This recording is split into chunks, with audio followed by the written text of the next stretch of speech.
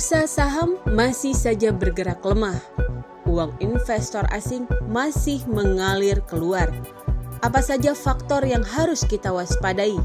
Apa saja sektor yang menarik? Lalu apa yang bisa dilakukan investor? Berikut analisis IHSG dari Frederick Rasali, Equity Analyst Panin Sekuritas. Untuk saat ini paling menarik adalah resiko geopolitik saat ini. Karena di Indonesia walaupun banyak rencana yang sudah disiapkan dari government, tapi bagaimana saat pelaksanaannya? Ada ya dari yang terkenal, semuanya melihat politik itu menjadi salah satu pemicu. Kenapa semua plan ini bisa jalan dan tidak jalan? Kedua, juga dilihat kondisi di Indonesia, di mana perputaran cash itu sedang sedikit ketat.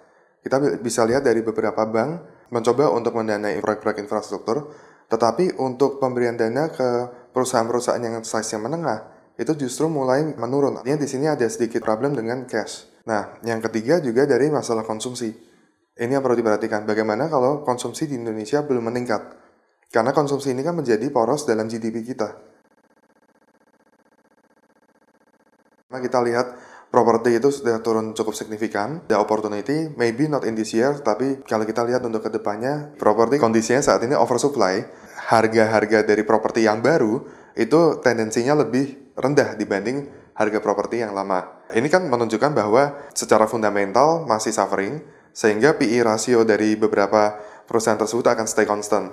Nah, apabila nanti saat konsumsi bisa kembali, nah ini akan mendorong PE rasio saham, salah satunya yang saya lihat adalah P1, BSDE, dan satu lagi SMRA.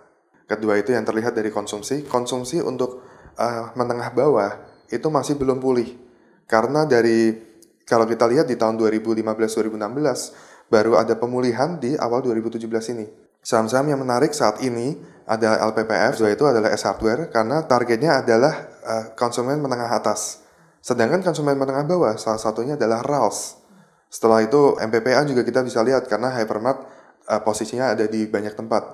Itu tapi masih untuk jangka panjang saya lihat. Kalau kita bicara investor harus masuk take profit atau apa, jawabannya semua tergantung kondisi. Kalau memang investor ini sudah lama masuk, return of investment-nya sudah cukup tinggi, tidak ada salahnya melakukan take profit. Tinggi itu dalam arti ya sesuai dengan targetnya atau sudah melebihi target. Seandainya target 1 tahun 40% dan kita dapat lebih dari 40, ya silakan bisa melakukan take profit. Tentunya harus mempersiapkan dipindahkan ke aset yang lain. Kalau tidak ada target aset berikutnya, yang terjadi adalah kita kehilangan kesempatan untuk reinvestasi.